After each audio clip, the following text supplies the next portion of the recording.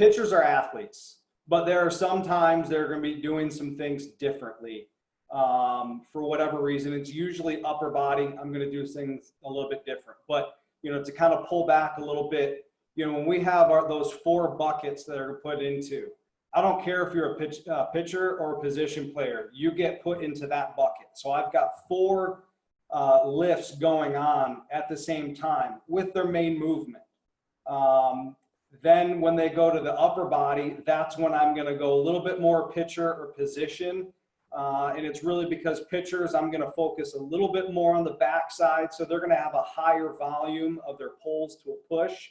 But in terms of absolute exercises, they do the same exercises. They're athletes. And I think sometimes you get stuck in silos and, oh, I'm a pitcher, I can't do this because, I throw a lot. Well, you know what? So does a catcher. So does a shortstop. Everybody throws a lot. So really the breaking down of the buckets kind of give me what are my main exercises going to be. And then from there, I'm going to treat you like an athlete. So it sounds crazier than it is, but I usually have 8 different workouts going on at the same time because there's 4 pitchers doing a lower body, 4 position players, and then the corresponding upper body.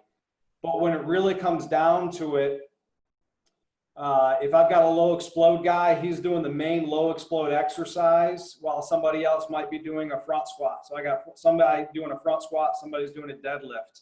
Their second exercise might be the same. It might be an RDL. Depending on the day, it might be different. Then when they move to the upper body, that's when it might be pitcher or position. But I might have 2 position guys, one's deadlifting and one is squatting. When they get to the upper body, they're paired and they're doing the same exact exercise.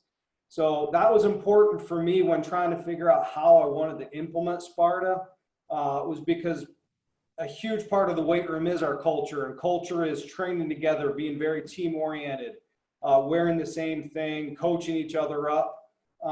So I was really hesitant in trying to figure out how I can get this individualized data, which is extremely important for these kids. We need to treat them as individuals, but at the same time, we are a team, and the culture is a big part of our success. So how do I marry those two?